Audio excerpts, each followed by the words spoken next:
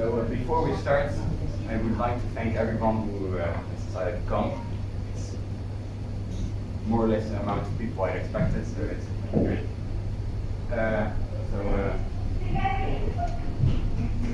I'll be having a presentation about the research I've done the last almost 4 years, communication by Analogue and Optical, which, well, I'll first introduce you to the subject of my research, which I just mentioned.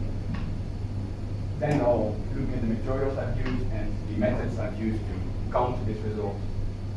Then I'll explain the results themselves, and after which I'll demonstrate them, which is, I think, the part you all came here for, probably. And then I'll look at the conclusions you can draw from my results, and then I'll give a few recommendations if anyone of you will or wants to continue doing this research I've done. So, since the laser was built in 1960, many popular media have depicted it as a very fictive and very sci-fi method of communication, which, well, it's not. It's been used for quite some time already, and it's not sci-fi. It's a very real field of study, the optical wireless communication, the OWC, and that's been a field of study for quite some time already. And in fact, it may be the next generation or future type of communication used in space, which I'll show you right now. The ESA, the European Space Agency, has developed a system in which some low orbit satellites are put around the Earth, which communicates with each other, and with some high orbit and geostationary satellites through laser communication terminals. And those geostationary satellites communicate with radar with the Earth, which makes the whole communication system lots quicker, as you don't have to wait for a transmission window with the radio antenna. So I'll show you a video by the German Aerospace Center, which explains the system more visually, and is going to be more understandable than what I just explained.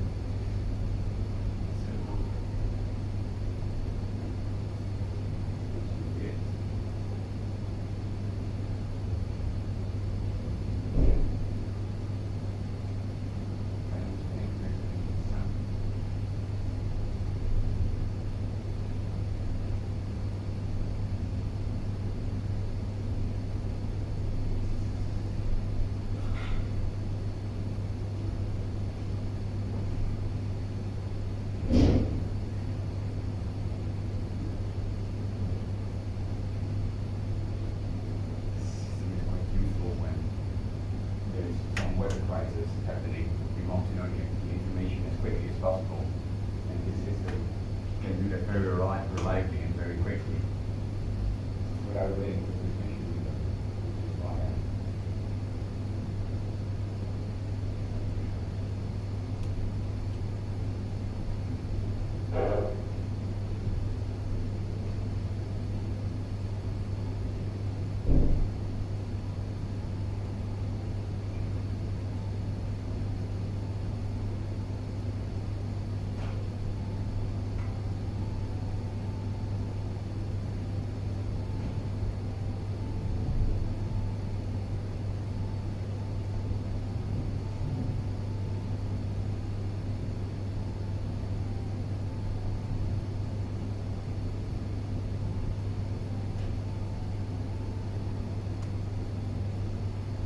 Are the high orbits satellites I talked about, which have a constant communication with the ground through the radio, and communication to the orbiting satellites through lasers.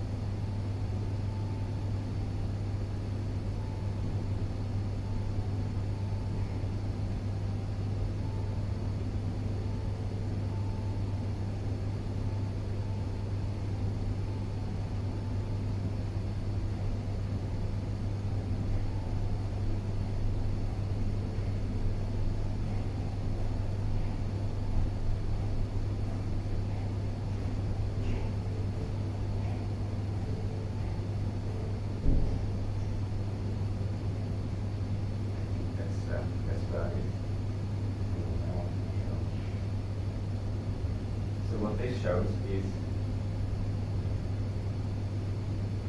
that such systems can be used to communicate very reliably and very quickly, and that this kind of system which I built already existed, however, not in the same form I made it, and it has been used, and it's already a field of study. So then, this is where my research starts. So in January 2018, long after I did my first test with radio transmission, I had the idea of making one that was solely based on light to communicate, thinking that it would be much easier to build and to see how the transmission goes and to cope with interference, which you can just stop by seeing where you're pointing your laser or your light. However, building such a communicator, so an analog optical wireless audio transmitter, poses many questions, such as the characteristics of wave which you need to understand in order to build a system. If you don't understand how waves work, it would be hard to build a system. Then you need to know what the applications are for optical wireless transmission, because if you make a system, you better know what you want to use it for, otherwise it's of no use. And then perhaps the most obvious question is how to build an analog optical wireless audio transmitter, which I refer to as I+. So those are the questions which I asked this year. However, in 2018, my only goal was to build a system. I just wanted to get it to work and to get that thing done. However, that's not how proper research works. And in that time, we had only had about half a year of grade 2 physics, meaning that we hadn't learned about a scientific method yet. So that resulted in me doing many experiments without having hypotheses or background research or doing any re-evaluation of my results. This led to very little progress. In fact, after I made the first prototype in March of 2018, nothing happened for 2 years. I didn't get any other results than the first prototype, and I just stumbled across many problems until approximately 2 years ago, where we had learned a lot more about physics and about the scientific method, and I started making huge progress. This method is cyclic, meaning that every result leads to a better hypothesis and a better result afterwards. It consists of a few phases. The observation of a phenomena, for example, this light makes sound by using this solar panel, then making a question of it. Can I control the light to send something useful to it? Then doing the background research, what effects or what wave characteristics are required to be understood to make the system work. After that research is done, then make an hypothesis about it.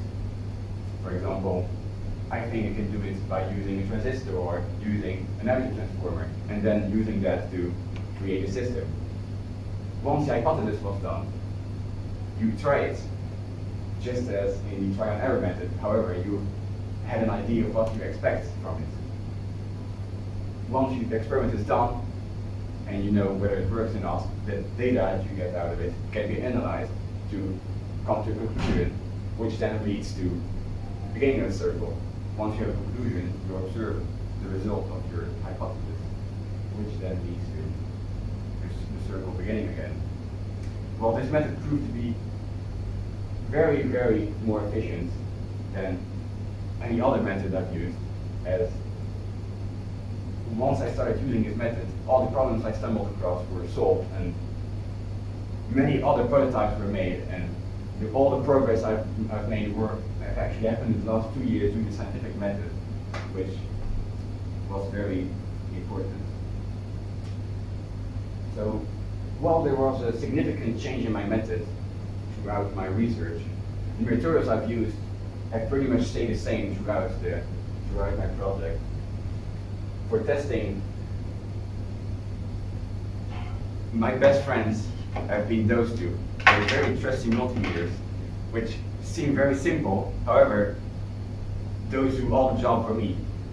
I couldn't do any experiments without having those with me, without knowing what values are read upon them.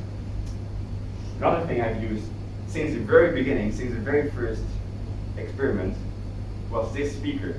And it may seem like nothing, however, it works all the way. And it still works, and it still does the job every time I try this system on it. And it has worked ever since then. Then for creating circuits, well, that's probably the most basic and the most common types of way to do it, using some breadboards and some jumper wires, along with some diverse components, which you can easily interchange and easily change the connections that have been made, which is the best way to experiment is just by trying it on a breadboard. It's the way I've done it. And then, once I was certain about my circuits and had a nice scheme and a nice diagram, I could use, well, this thing. It's a soldering iron slash desoldering combination with some copper-plated circuit boards to create permanent circuits, which then never have a false contact or never stop working suddenly like many others. So now we know how I've done it, the methods I've used and the methods I've used throughout my research. I want to explain quickly what the results were of my research. So as I mentioned earlier, in March 2018, my first prototype was born. I invented it, I got it working for the first time. The main advantages of it was that it was very simple.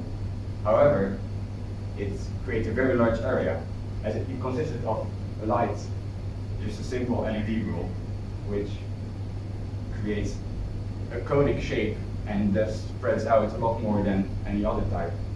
And thus it was very short range. Well, there are not many teachers here, but some teachers may remember it as this pink thing. That's what I presented 4 years ago to all my teachers, very proud of my pink cable with the light bulb on it, which worked pretty fine. However, you had to push on it so it worked, otherwise it wouldn't make a connection at all. Then in September 2021, after learning about the scientific method, I finally made the Mark II, the more complex, the more collimated, because of the use of laser to transmit the data, and thus was a lot longer range. In fact, I was able to transmit data, to transmit sound to 70.2 meters through the school, which you can see on this plan right there. And the huge advantage of this Mark II is that it doesn't obey the inverse parallel, which you can see right there, like the Mark I does. It's actually a collimated beam with all light rays being parallel and thus very little intensity being lost. In fact, I had done some radio tests, propagation tests before, with around 52.8 milliwatts emitter. And the maximum range I was able to get without any obstacles was around 50 meters. However, with my 5 milliwatt laser, with my Mark II prototype, I was able to get 70.2 meters, which shows how little intensity is lost due to the use of the laser, which has collimated light rays. So now, I think you know right about everything you need to know about how I made it, what my methods were, what my materials were. So I think it's time for a quick demonstration of the system. So I think I'll start with this. I've got two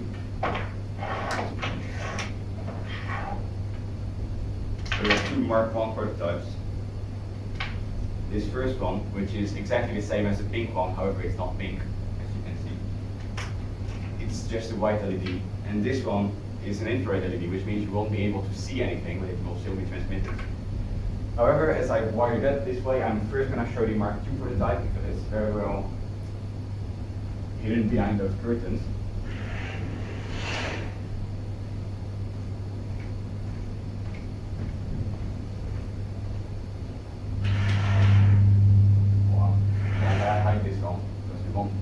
close like interfering with my communication.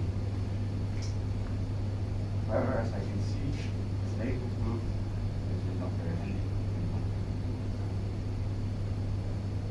I'll need some very large stuff to it.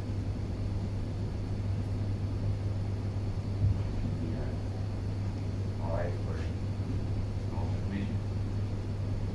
So for the Mark II, I've decided to use a quite popular song among the older and the newer generations. So you can know the quality of the transmission very well because you know the song, so you will know whether it's transmitted correctly or not. This is why I chose this song. You see?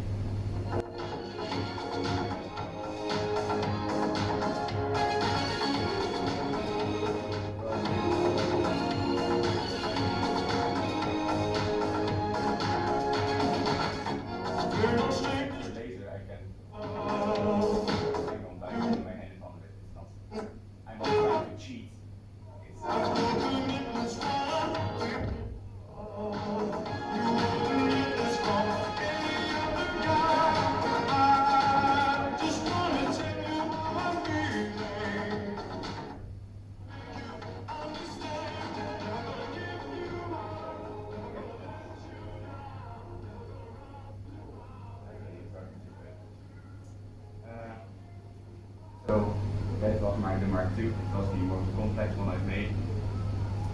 The only problem right here is that the tape I've used is not very solid and it's not very aligned. However, if you would use a system in a more controlled environment, let's say it that way, you'd probably use something else on tape to get it to test. So that would work a bit better. But now I'll demonstrate the Mark I prototypes which I've made. I'll do this by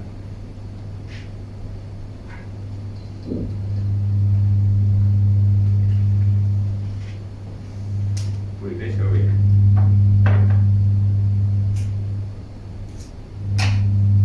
What you hear right now is the lighting, which oscillates around 100 Hz, which is that humming noise you hear. I can just use this.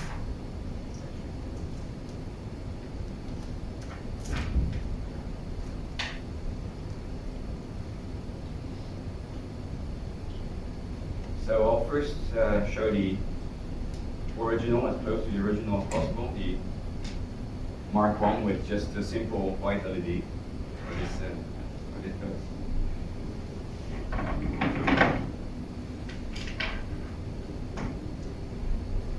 So for this I'll show you a video which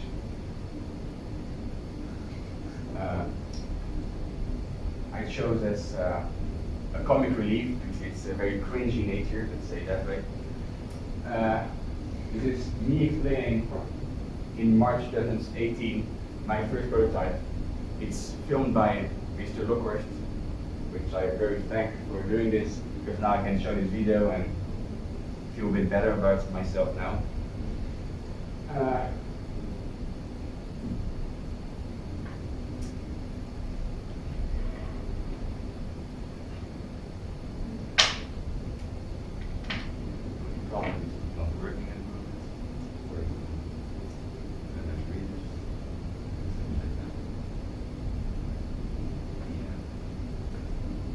Yeah, I saw that. I really did. It's supposed to be white LED. It's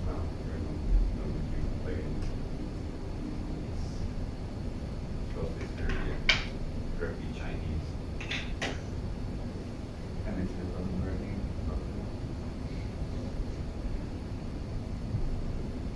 So, this is the...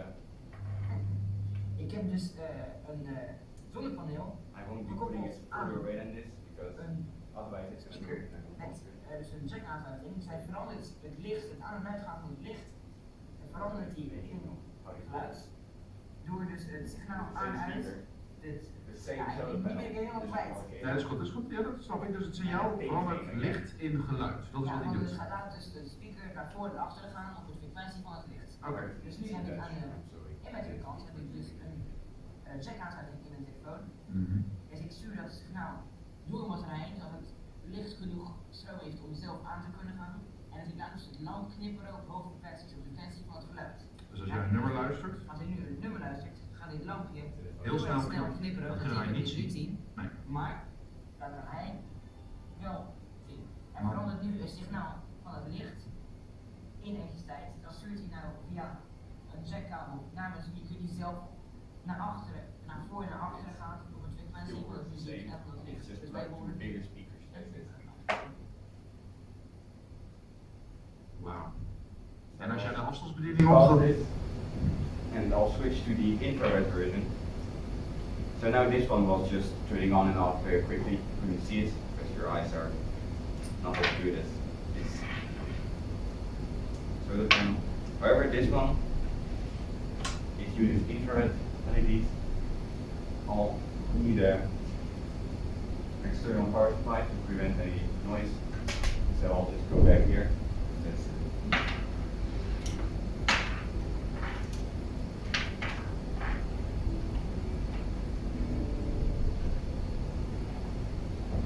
with a high cable back.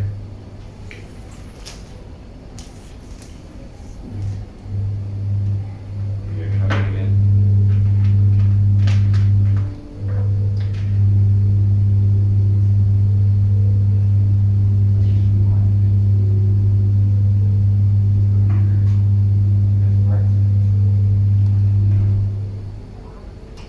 This version. So you can't see anything, it's infrared. Oh, so this version works the same way. You will make sure it's hold a second.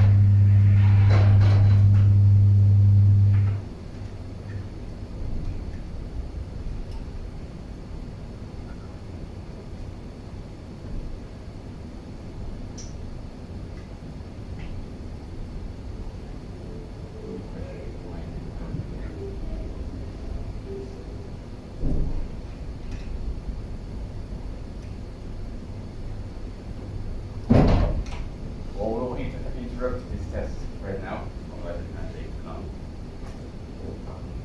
So, this was a demonstration. You can see it works great.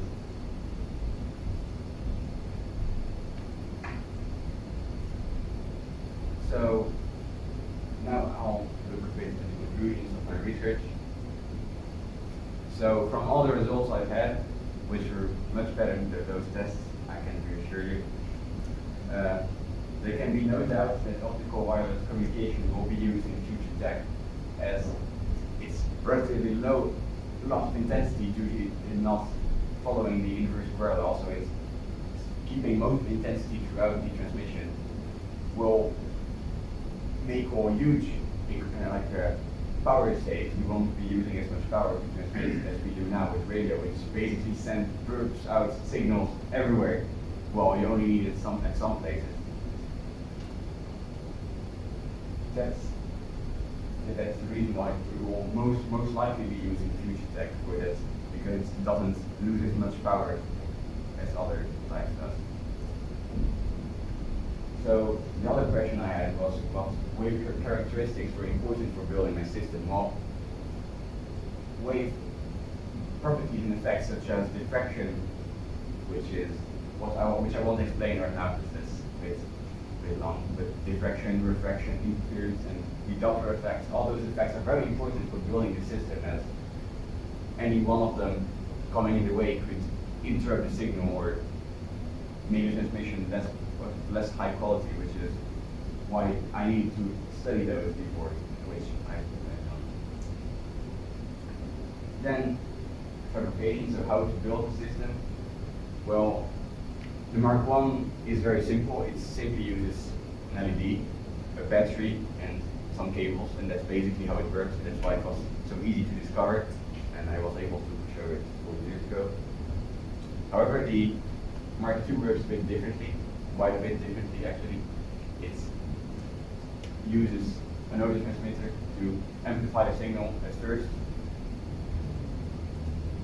Once that signal was amplified, it goes to a transistor, which basically works as an amplifier as well.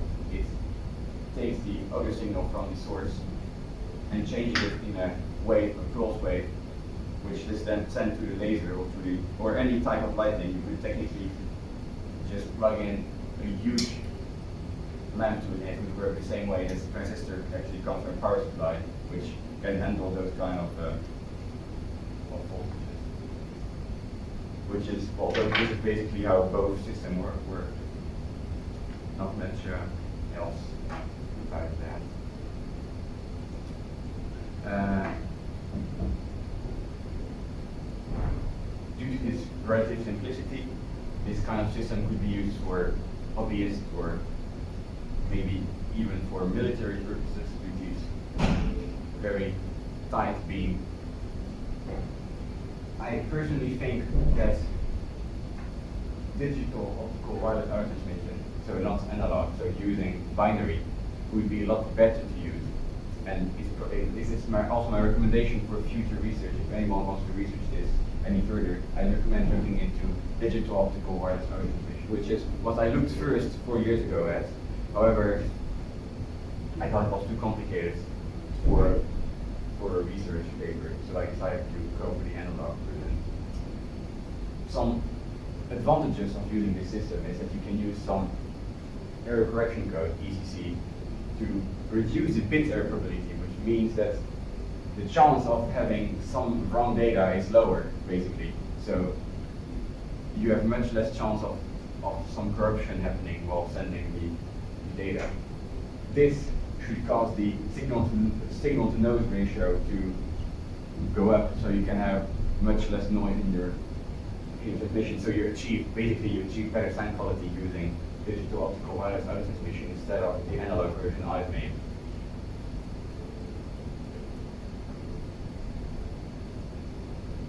So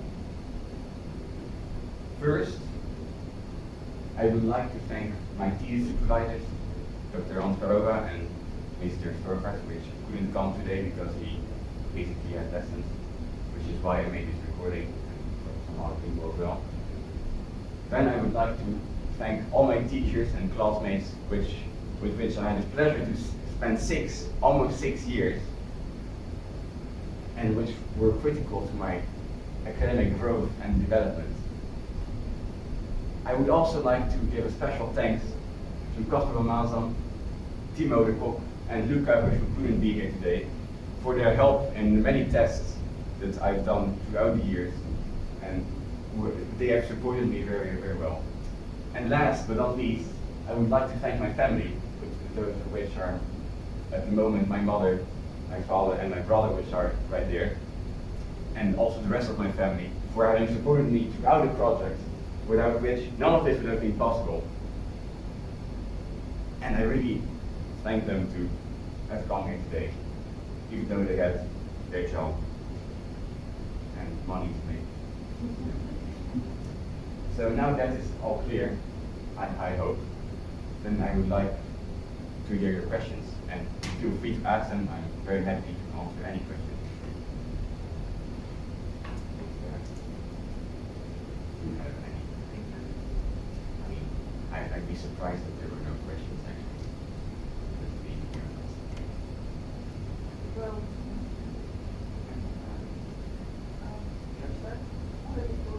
David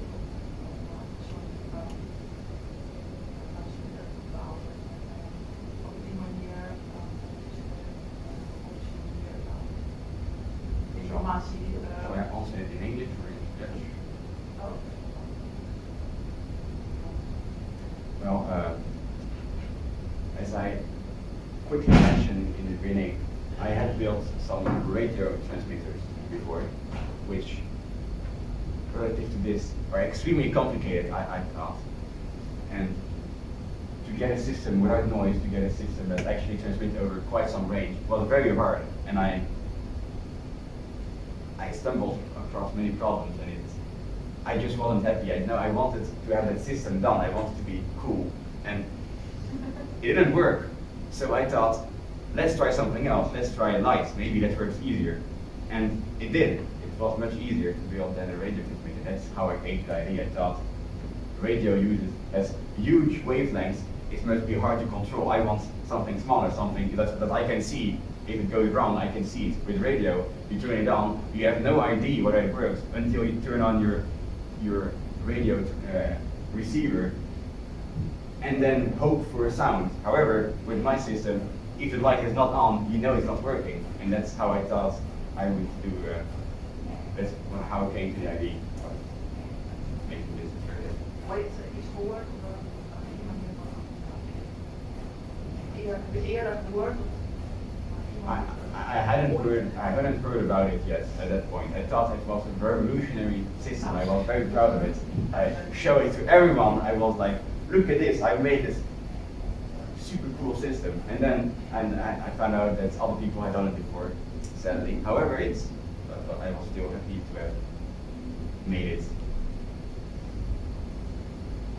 I have no qualifications, techniques whatsoever, but it sounds like a solid story for a solid solution, a solid product. But I thought, what would be the weakest chain? It's a chain, and what's the weakest link? I thought the light bulb. Is the light bulb the weakest? That's or something else? What's the weakest part in the system? It's a very, very, very good question. I didn't mention it because I thought it would be long to explain, but I won't. So, actually, it's that's the most obvious. Like any light, you go in front of it, it stops. You have any fog, the light is less strong when it arrives. If you choose the wrong wavelength, then the air around it will just absorb it and stop it. You won't see anything at all due to CO2 and all those type of gases. Any wrongly chosen wavelength, and the wavelength not in the right transmission window, it will be blocked, it will be stopped. Anything, if you have some dust in the air, if you have more dust in the air, it will get a worse signal. Any interruption will stop it from working. So there are many solutions to this. For example, for the absorption problem, you can just choose the right wavelength in the IR range, so in the infrared range, or just visible light is the light that is the least absorbed, which is why we can see it and we evolved to see that light. And for the obstruction problems, well, you can simply use mirrors. Those have existed for a long time. However, depending on the case, it can be harder to place mirrors than other times.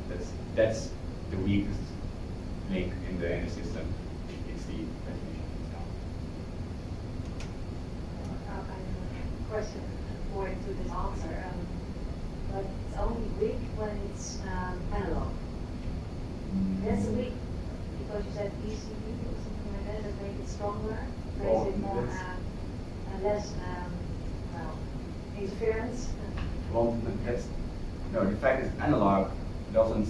It's not the problem with the disturbances in the absorption. That doesn't really change anything to do digital. However, the digital can predict if something is missing, it can predict somehow what could have been there, and then you can achieve a somewhat better quality. It's not a huge difference, but using digital you can use some algorithms to predict what the missing data is, and then it can get somehow better. However, the problem with absorption of light is not really changed by using digital at all. Evan, heb je op een of andere manier kunnen meten wat je in een zoals situatie verlies is in je hebt een stukje geluid, 69 kHz vanaf je laptop, wat je verlies is als het aankomt bij je ontvanger?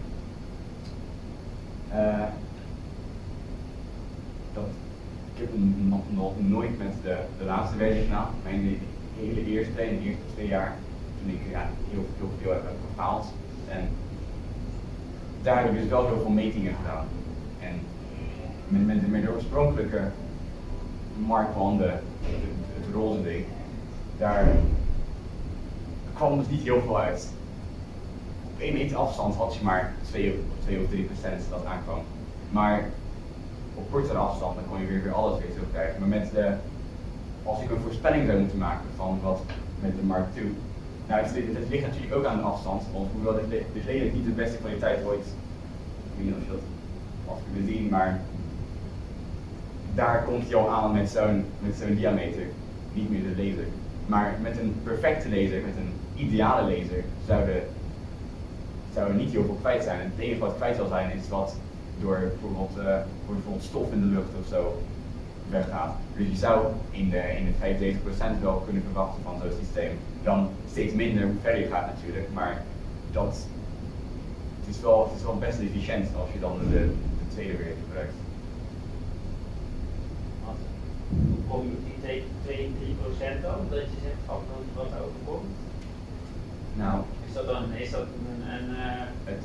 het signaal zelf, die verandert niet. Je meet natuurlijk hetzelfde, alleen als je de amplitude meet bij wanneer je het verstuurt en de amplitude meet wanneer je het terugkrijgt, dan kun je daar een percentage van maken natuurlijk. Zo'n ledlampje is al niet zo sterk, maar als je dan over 1 meter dan ineens maar een fractie van het aantal lumen krijgt, dan weet je wel dat de sterkte wel heel erg omlaag is gegaan. Als je dus de amplitude, als je dan met je zonnepaneel terugkrijgt, ook weer lager is. Als je dan ook meet door het inputsignaal te meten dan de outputsignaal te meten, die kun je ook zo meten, dan zie je ook een verschil. Die is niet altijd hetzelfde, aangezien de oppervlakte van het licht niet altijd hetzelfde is, maar dat is ook zo vergelijkbaar te meten, kom je ook een vergelijkbare resultaat. Daarom de 2-3%, want soms is het weer een beetje anders, aangezien er soms meer stof of minder stof in de lucht zit en dat soort zaken. Maar daar was ik toen op gekomen.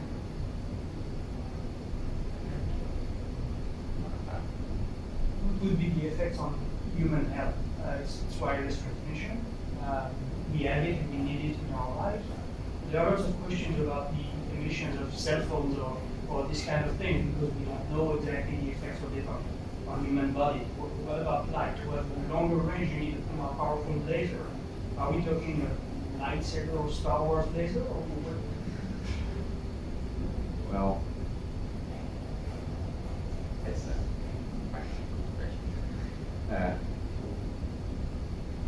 actually, by choosing the right wavelength, you can avoid a great deal of transmission losses and of intensity drops, which means you can use a relatively low power laser to transmit over a long range. For example, as I mentioned in the radio test, a radio emitter, because it's relying on inverse parallel, needs huge power to transmit over some distance as it's spread out evenly. However, when you use a laser, it barely spreads out. If you have a high quality laser, you don't need that much power. So the balance would be between the power of the laser and the quality of the collimation, and that's how you get the power that you require. So it's not much power, and you can also expect not to have huge, really bad effects as lights we see every day. And radio, it's not something that was naturally present when we were born, when we existed in the first place. So, however, that might seem obvious, but whatever laser you're using, looking at it or putting your eye in it is never good. That's obvious. However, just some good laser placement should prevent any bad effects, I think.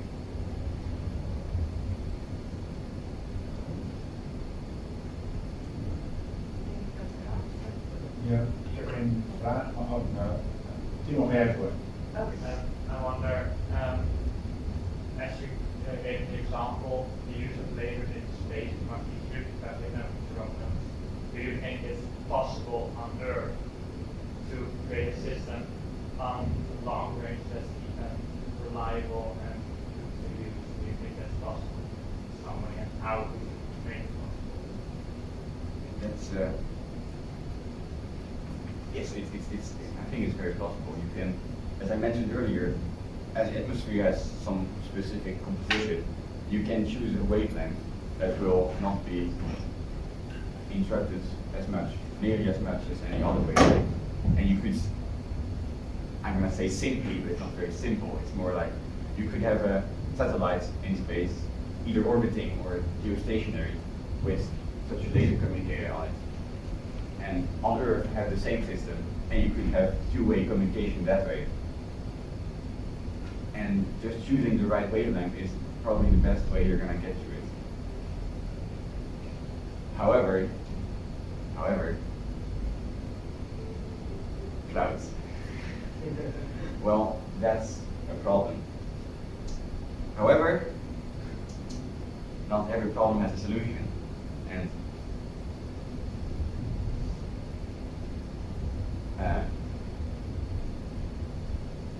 basically using a strong laser would make it work.